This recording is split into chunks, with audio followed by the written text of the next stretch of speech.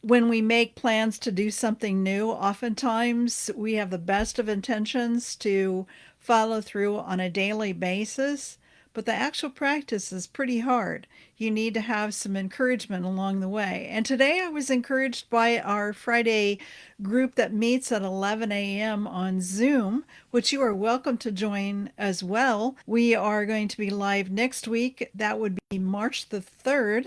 Can't believe it's March already. March the 3rd at 11 a.m. Texas time. So you'll have to relate that for your particular time zone. Anyway, you're welcome to join us while we talk about life and love and how to make things happen in a better way than they currently are. Today, I do want to share a little information with you. I want to let you know there is actually one thing that consistently serves as a roadblock to you having the marriage that you want to have.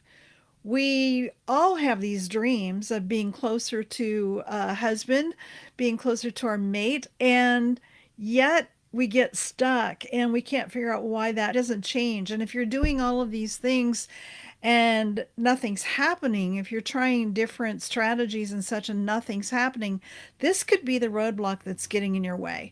So I want to challenge you to think about it today, see if it fits. What is that number one roadblock? Well, it's simply that you're waiting for your spouse to change first. Now, this is true whether you're a man or you're a woman. We are always waiting for the other person to make the change.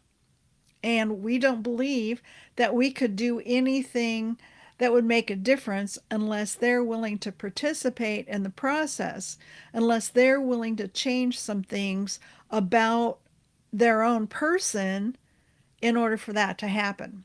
And I got to tell you, that is so not true. It is not the best place to start. The husband's waiting for the wife to change. The wife is waiting for the husband to change. It's kind of like that old story of I'm not going to do more work until they start paying me more.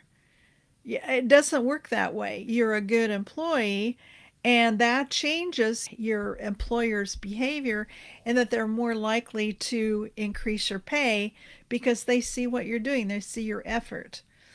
This is even more true when it comes to your relationship because you're close, you're in the same house, your behavior is always going to impact his behavior. Or you might be a guy going, well, I can't do anything different until my wife changes. But when you change your behavior, you automatically change the dynamic in the relationship.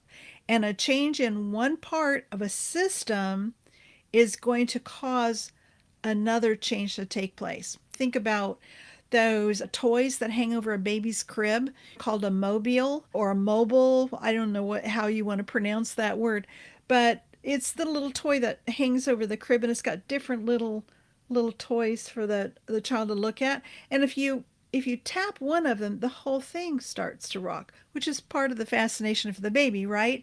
They like to see that movement. It will always come back to the same position, which is what happens in a system of any kind. Whenever there's a change that takes place, that system is going to seek equilibrium. It's going to want to go back to where it was before. The only way you're going to have a change take place is if you're consistent about it. So the only way I'm going to get better at doing these YouTube videos or doing Facebook videos, whatever kind of video I'm going to do, especially the live ones, is if I get on here and do it every day.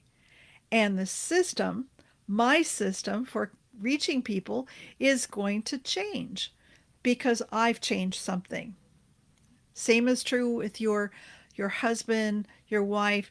If you want something to change in them, start with yourself. So I remember one woman a few years ago that I made a small suggestion to her about something she was doing. I said, how about the next time this happens, you try and do this instead? And her response to me was, I'm not going to reward him for his behavior. Like, that's not rewarding him for his behavior. It's just you doing the right thing. And when you do the right thing, he's going to respond differently to you. It doesn't really matter if you're the one that takes that first step. Somebody has to move. And why not you? Because if you're the first one to take the step, then you're actually having a lot of, I don't want to use the word control because that has such a negative connotation, but you are actually directing the change by changing your behavior first. Now, we're going to talk about that a whole lot more about how we can impact our relationships just being one person. You truly can. I know, I've seen it happen over and over again. And the truth is, ladies, I'm talking to you right now. The truth is that most of the time, most of the change in most of the relationships I've seen in the last 25 years has been because the woman decided she was going to do something differently. And when she did, it changed how the man reacted, responded, followed through based on what she did. Now, I've also got some experiments running right now with men. Okay. Remember, if you've been following me for a while, you know I've been talking about the Quick Start Guide to Understanding Women. And in that, I'm encouraging the men to take the first step and see if the same could be true. If men just had enough information, would they be able to single handedly turn that boat around? A rudder is a very small part of a ship, but it's that rudder, that small change, that can turn that whole boat around. So, right now, I'm in the middle of this experiment that is going to show if men making the change first could change relationships as much as the woman making the change. I know that relationships can change when the woman does. Can a relationship be changed if the man is the one to make the first move? I've really not worked with that too much. So this is a new area for me. I'm excited about it. If you're watching this on YouTube and you want to be part of that experiment, you are welcome to sign up for a free session. I would be happy to talk with you. And we talk for an hour on Zoom, and I get your story, and then I give you some direction. You can decide if you want to act on it or not, and then you can just report back to me and let me know how it went. Okay? Things change with very small changes at a time. There's tons of people that are writing about that right now. You know, James Clear in his Atomic Habits is the one that comes to mind most off, is that it's just the little tiny stuff that we change on a consistent basis that makes the big difference in the long run.